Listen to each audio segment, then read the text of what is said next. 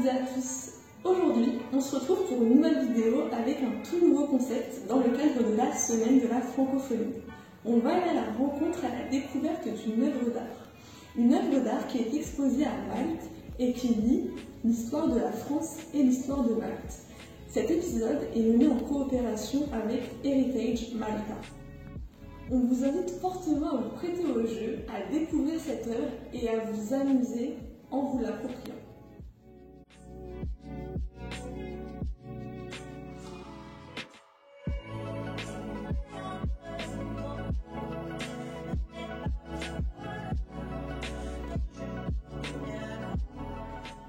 Tu as besoin d'une feuille, d'un crayon à papier ou d'un stylo, de tes yeux, de tes oreilles et également de tes idées.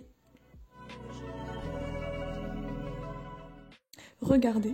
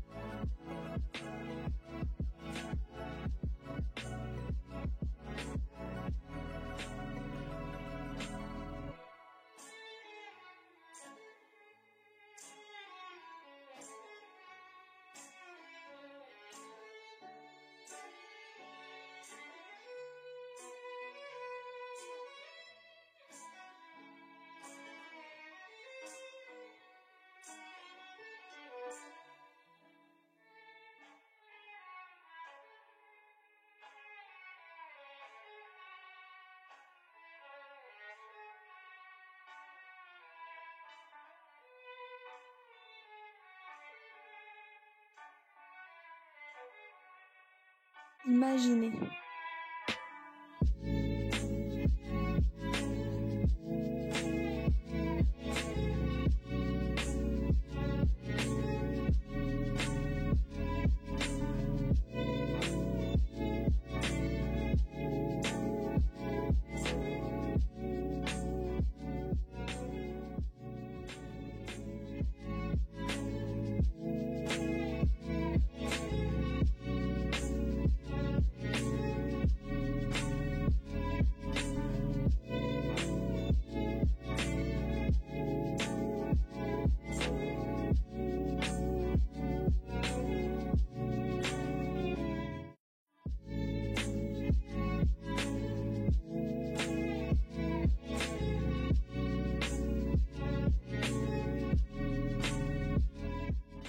Apprendre.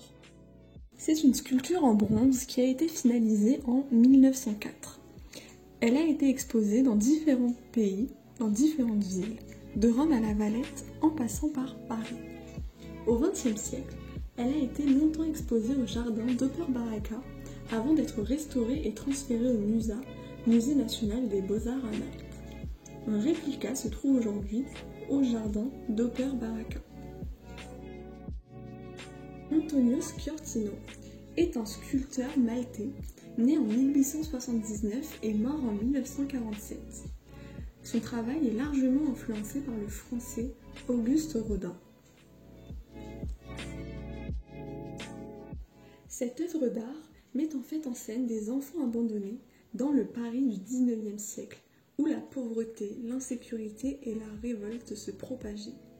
Ces trois enfants reflètent l'espoir et l'innocence partagés par ces êtres humains qui n'ont pas choisi de grandir dans un tel environnement connecté. Le terme de Gavroche ne vous était peut-être pas méconnu. Il puise sa source dans Les Misérables, livre de l'écrivain français Victor Hugo, paru en 1862. Ce roman emblématique de la littérature française décrit la vie de pauvres gens dans Paris et dans la France provinciale du XIXe siècle. Voyons voir comment Gavroche y est décrit. Un petit garçon de 11 à 12 ans, avec le rire de son âge sur les lèvres, il n'eût pas eu le cœur absolument sombre et vide. Cet enfant, bien affublé d'un pantalon d'homme, mais il ne le tenait pas de son père, et d'une camisole de femme, mais il ne la tenait pas de sa mère. C'était un garçon bruyant, blême, laste. Il n'avait pas de gîte, pas de pain, pas de feu, pas d'amour, mais il était joyeux parce qu'il était libre.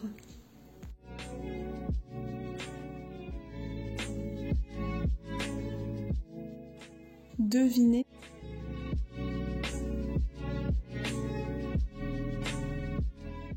Alors oui, le terme Gavroche est un nom communément utilisé, en France notamment. On entend par Gavroche un gamin, principalement de Paris, un gamin qui est moqueur, malicieux, futé. Et Gavroche, c'est également un style de casquette. La casquette que porte Gavroche justement dans plusieurs tableaux, œuvres d'art.